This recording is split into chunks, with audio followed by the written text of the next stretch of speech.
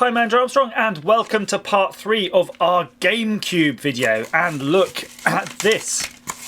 We had some posts this morning and our GameCube mod parts have come. So that's our Zen 8, it says, Zenute. And we've got the SD card serial port interface and the little disc that runs the Swiss software. But we can't try any of that yet because we haven't got a shell over our GameCube. So I've started preparing the shell, and as you can see, this is just one component of it, but it's a lovely Battleship Grey. No, not really. This is the primer. So I'm going to go and try to continue painting this. This is a cellulose primer. That was an automotive cellulose primer because that's all I had. However, I don't really have many colours in cellulose. I only have black and chrome and those usual silvery car colours.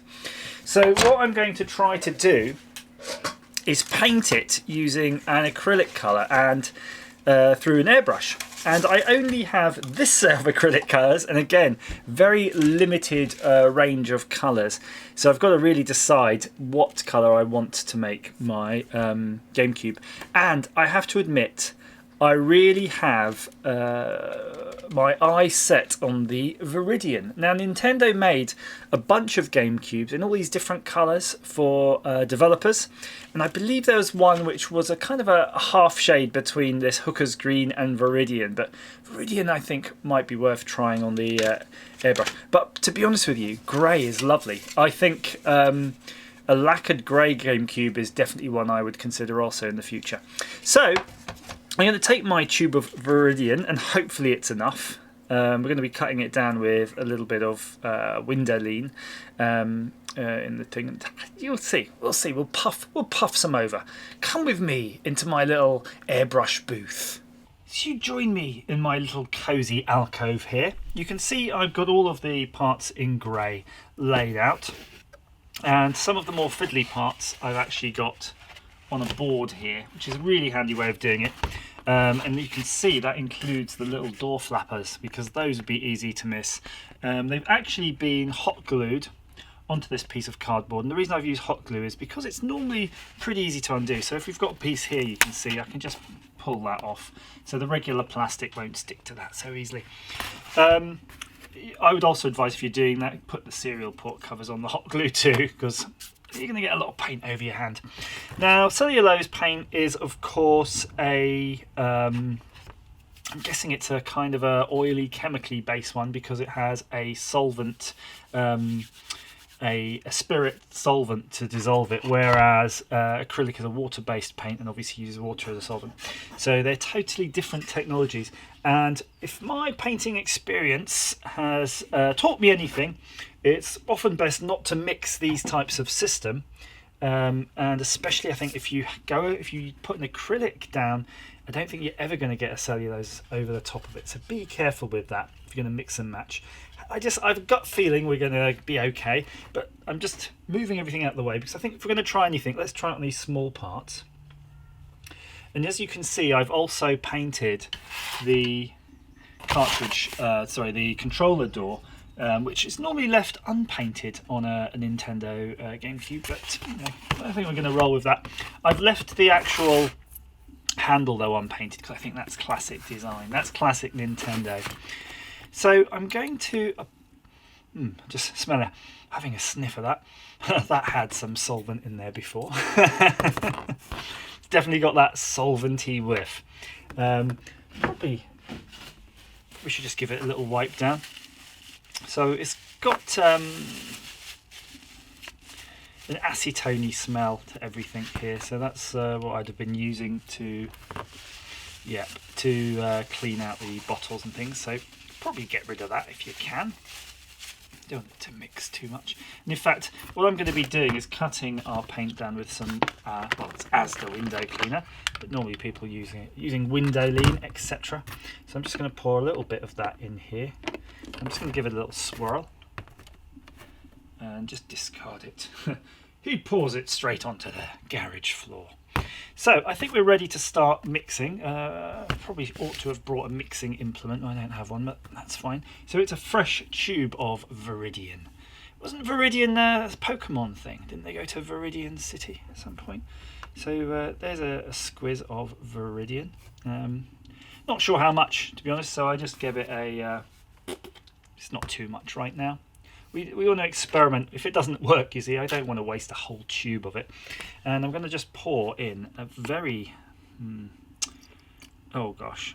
I was going to say a very conservative amount, but actually probably too much of Windolene. So we'll work it out. We're just going to stir it up now with a suitable implement, which is like this pencil.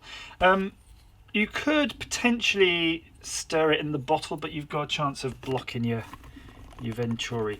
Now I'm using a more, I'm going to say, car spray painter type thing, a very simple one, rather than my arty type of airbrush, because this is going to just give me a rattle can. It's basically on and off. It doesn't have any pattern adjustment or flow control.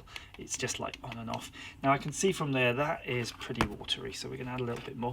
It's got a very interesting pale colour here. I hope it works. You used up a whole tube.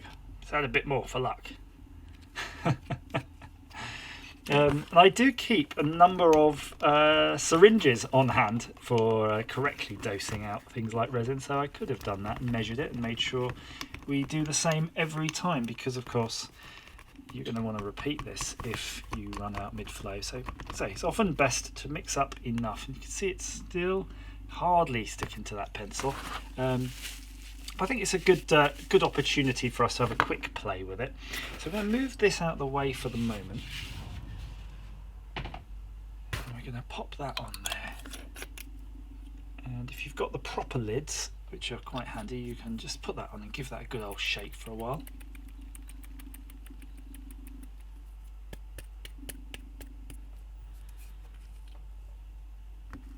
Yep, it's got everywhere.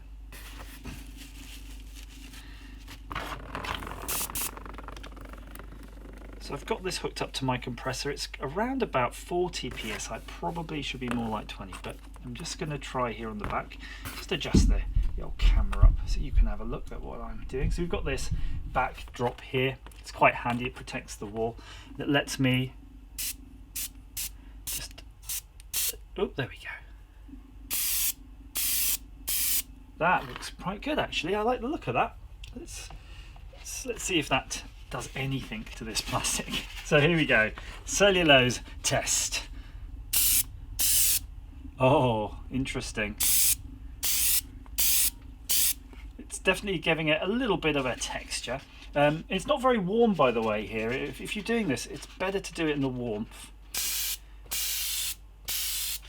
But you know what? I'm not hating it. But what we're getting is a very, kind of ripply effect here. I mean, that's part of the reason of using the Windolene, to try to keep that droplet size down. But anyway, let's just go with it. At least it's uniform.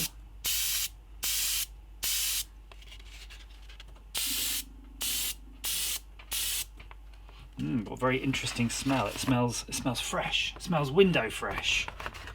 And then here's a tricky one I've got to do. I need to be quite dexterous here, so I want to paint that edge here, and I'm just...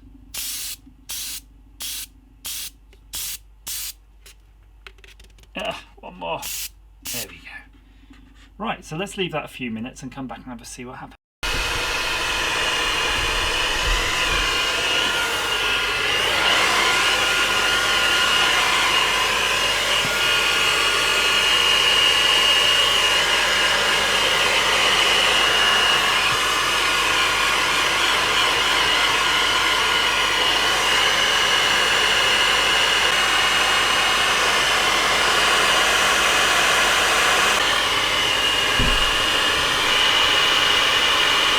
There we have it. Colour wise, actually I'm pretty pleased with that. Finish wise, less so.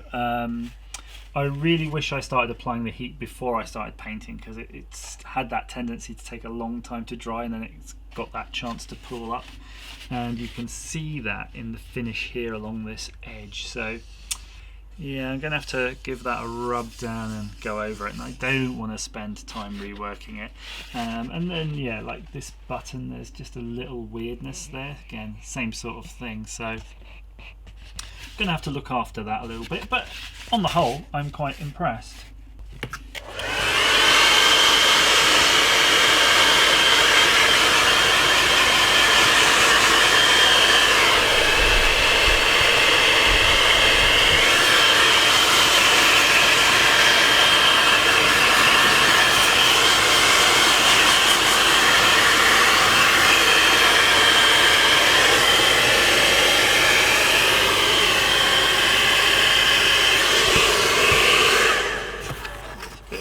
On that one.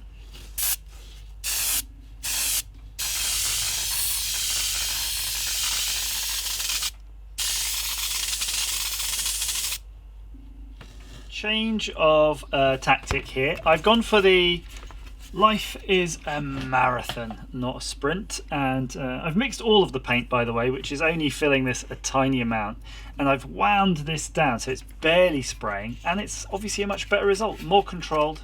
It's taking a lot longer, but I think it will be far better. But again, if I run out of paint, then we're going to have fun. But what, just show you how I'm doing. You're just painting it like that, as if you're painting a Warcraft model.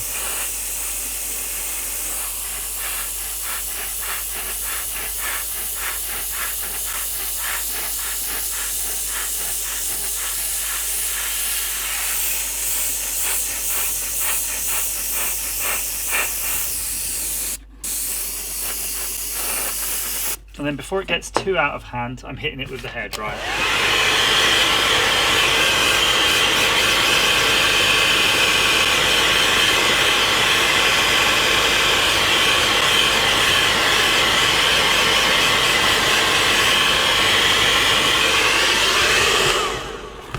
And then once that's dry, which doesn't take long, back again just to give it another coat, another coat, another coat, and eventually I think we'll get that uniform colour.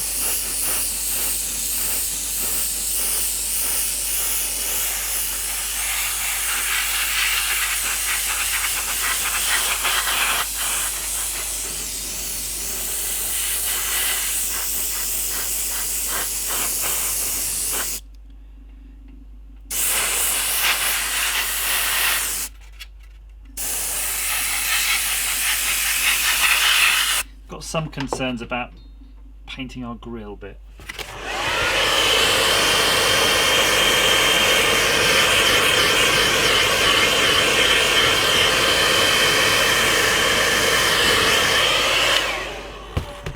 But you get the idea. While you're painting it, you don't really realise it is taking colour until you compare it to another side. So yeah, let me crack on and see how far I get before I run out of paint, and then the fun and games really start. It's been about, let's say, an hour. I don't really know exactly, but you can see I've got everything green, including my fingertips, but it is absolutely gorgeous. It is a really nice finish. So I was quite lucky in that it transpired that there was enough paint to finish it, and that was an entire tube of Viridian, yes, Viridian. But you can see I've managed to do the bottom. I masked off the badge. I didn't spend too much time in the areas that you can't see, again owing to limited reserves of paint, but I think it's come out stonking. I really dialed it in towards the end. I got really good at it. So the best technique I can offer you is to hit it with the hairdryer, make sure it's nice and warm, paint it and it dries right away without pooling, and then hit it again and just dry it instantly. Just do loads of applications like that. You know, you can do a good few layers. You do get quite a good amount of detail if the camera does choose to ever focus on this, but you will see there is good detail there. I did have to take a corrective measure on this front panel. So if you recall, we did have quite a nasty effect on here. It did pool on the edges. You can see it's not perfect. It's absolutely not quite perfect, yeah? but it is pretty good. And I don't really want to, again, I don't have the paint to retreat this, but what I did is I just hit it with a bit of sanding paper. And what you could do, that's 600 by the way, 600 grit. You could have a 600 or a P1000 or something. If you do have plenty of paint, you could let it dry now and actually just go over it all with that paper and then hit it one more time and you'll get a really nice flat finish. But I think as an initial attempt, it's going to look pretty good.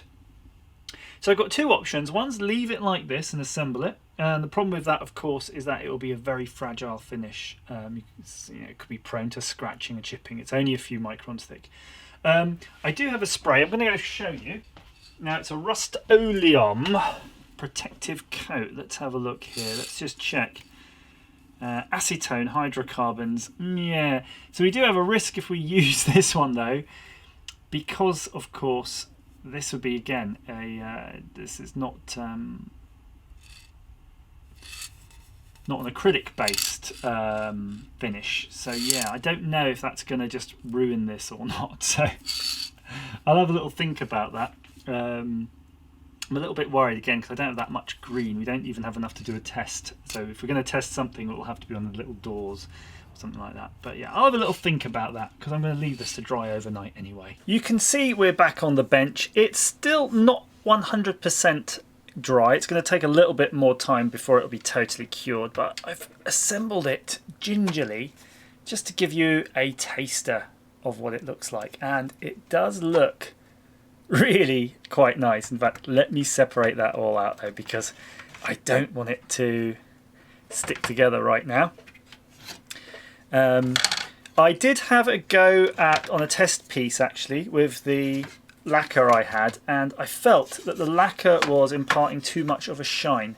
I feel this needs to be matte. So I'm going to leave it as is. The reason being, I feel now quite confident in my abilities to paint these and touch them up as necessary, if necessary. So I think I would be happy to use it as it is. And look at the quality here on this. Look at that quality finish. It almost looks like Nintendo did it. But of course, if this was a legitimate NR, it would have this left plain white plastic and the buttons as plain white plastic. Here's probably a good opportunity while we're here though to just pull these off the board so I can just show you how this works. So you've got a bit of gunk there on the bottom, and all we need to do when the camera focuses is, just peel it, just work it, peel it, and there you go. And then it's nice and clean. And because these buttons obviously have to still run inside the channels that are all now filled with an extra layer of paint, we might have to rub them down with a bit of wet and dry on the outsides and things, but that's something to worry about later. For now though, it's just a case of letting this sit and nicely cure. The heat of course did help, to dry it, surface dry it at least, but I don't know if you've ever painted anything, but it never really seems to fully get that nice hard finish for ages. In fact, I think it can be days or weeks really. But we want to just let it have as best a chance as possible by just letting it sit out. And of course, if you've got glue gun in all sorts of orifices like in here, it gives you plenty of time to clean those out before you try shoving it all back together. Now there are one element of all this which is a little bit fragile. So buttons aside, buttons are nice and easy, big solid things. You're really not going to break those. But the things that you are more likely to break though, of course, are these little flappy things. So let's see how they come off. Oh, and that's brilliant. Look, did you see that one? It just snapped off nice and easy. And I did keep the springs for these separately, just to make sure that I didn't lose those. So if you're going to take these apart, make sure you have a nice little baggie handy somewhere so that you can keep those springs from getting lost. And if you see here, there is the tiniest feature here for holding the spring, and in this case I've actually got glue gun glue on that, so I'm just going to take that little tiny bit of extra care, and you do the same. Let's make sure that all comes out nicely for you and it's not broken. So hopefully that's been of some use to you, and or at least maybe use in that you've enjoyed it. So this is part 3. Part 4 will be now finally putting in this mod chip and reassembling. So great. See you then.